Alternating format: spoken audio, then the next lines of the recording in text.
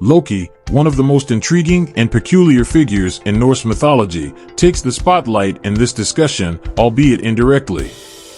Instead, the focus lies on his four unconventional offspring. Loki's children are often regarded as monstrous and misunderstood due to their atypical appearances. However, considering Loki's eccentric nature as a shape-shifting trickster, their peculiarities start to become understandable. Contrary to the initial claim that Loki has four children, there are actually four well-known offspring: Hel, Fenrir, Jormungandr, and Sleipnir. These four figures, each with distinct appearances, have gained popularity through both prose and poetic Eddas. While Loki is married to the goddess Sigyn, they only have one son named Narfi or Nari. Narfi's unfortunate fate is intricately linked to Loki's involvement in Baldr's death. Odin, seeking justice, fathers a son named Vali with the sole purpose of avenging Baldr's demise and punishing Loki. Vali accomplishes this by slaying Loki's son Narfi and utilizing his entrails to bind Loki. Narfi's significance lies primarily in serving as a sacrificial offering for his father's transgressions.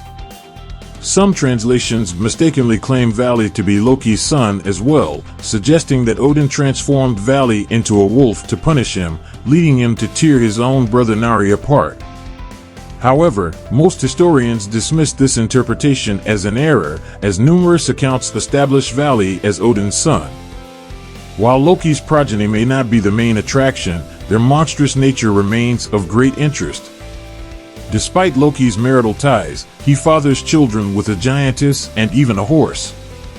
Together with the giantess Angrboda, Loki begets three children: Hel, Fenrir, and Jormungandr. Angrboda's name roughly translates to one who brings grief or harm, reflecting her association with anger. Given Loki's mischievous disposition, these three offspring were destined for trouble from the start. Raised in Jotunheim, far away from the realm of the Aesir, their existence and connection to Loki became known to the gods eventually. It was prophesied that these children would bring calamity and catastrophe upon all those around them. To avert this impending disaster, Odin decreed that the children must be found and presented before him. Consequently, Jormungandr, the world serpent, was cast into the sea, while Hel was sent to Niflheim, where she would reign over the region known as Hel. Fenrir, on the other hand, remained in Asgard, the realm of the gods, allowing them to closely monitor him. Let us delve into the story of Hel, Loki's daughter. Among the three siblings, she was entrusted with the greatest responsibility in Niflheim. Hel was granted dominion over Hel itself, which can be seen as analogous to the realm of the dead. Odin bestowed upon her the authority to govern the 9 worlds. When individuals perished from sickness or old age, it was Hel's duty to receive and accommodate them. References to Hel appear in numerous sagas and poems, consistently revolving around themes of death. As expected of a deity associated with the underworld, Hel possesses a somber and gloomy countenance. Her face is described as split between a bluish hue and flesh color, earning her the epithet of half-goddess. In the prose Edda, she is depicted as ruling over vast mansions in Hel, accompanied by numerous servants, including her faithful hound, Garm. However, due to passing mentions of Hel in various sources, her personality remains enigmatic, with indifference toward both the living and the dead being the predominant impression. One of the most notable tales involving Hel revolves around the demise of Baldr.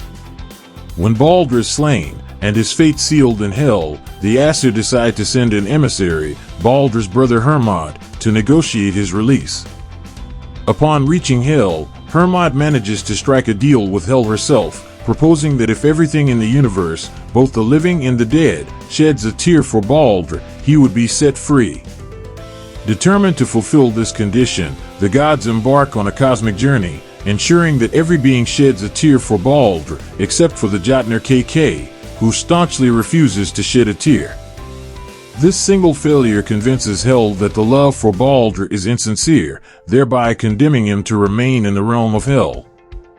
During the battle between the gods and search forces, Loki arrives with the souls of Hel, fulfilling the prophecy of disaster. While Hel herself doesn't participate in the battle, she allows her father to borrow the souls of the deceased. Among Loki's children, Fenrir stands out as the giant wolf. When the siblings were separated, the gods brought Fenrir back to Asgard. As he grew at an alarming rate, the gods became concerned. Although Fenrir had not displayed any evil tendencies, his relentless growth posed a threat and could lead to the fulfillment of the disastrous prophecy. The prophecy stated that Fenrir would kill Odin and his two sons, Skull and Hardy, who were destined to swallow the sun and the moon.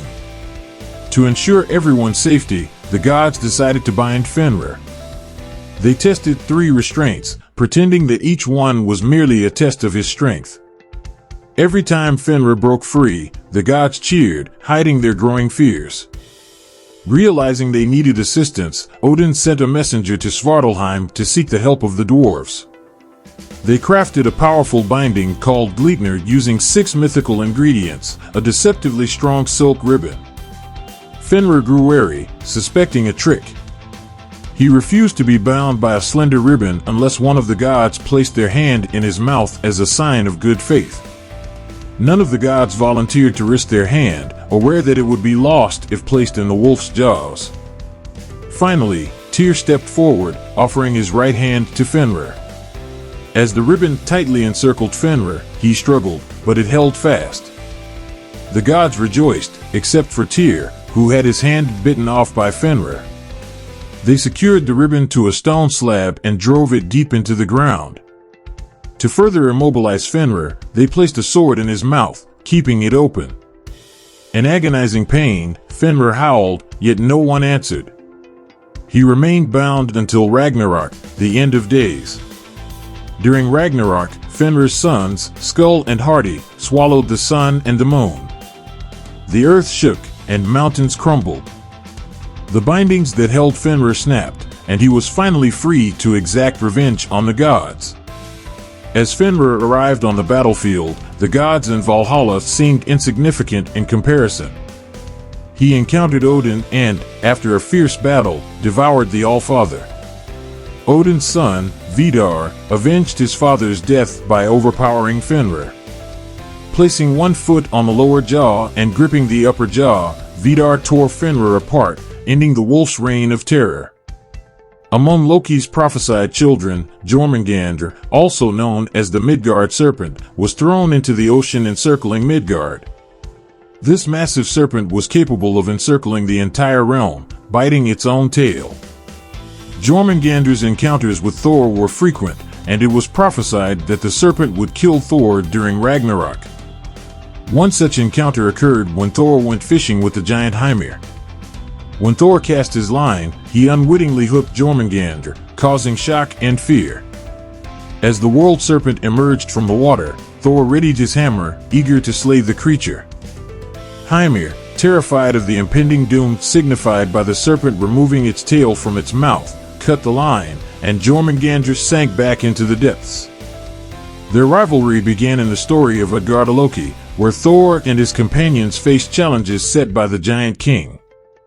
Utgarda Loki tricked Thor into believing he failed to lift a giant cat above his head, which was actually Jormungandr in disguise.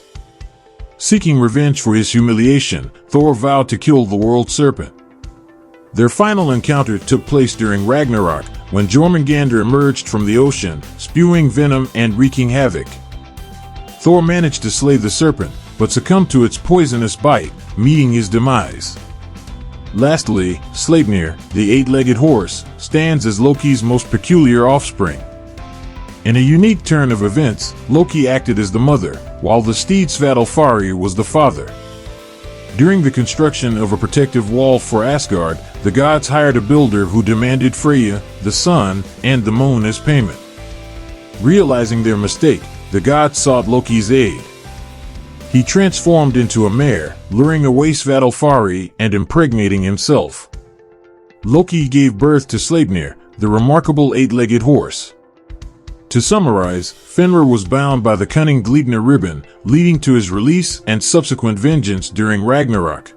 Thor had several encounters with Jormungandr, ultimately slaying the serpent but falling victim to its venom. Sleipnir, the extraordinary eight-legged horse, was born through Loki's unconventional pregnancy. These tales of Loki's children and their fates entwine with the destiny of the gods, culminating in the cataclysmic events of Ragnarok.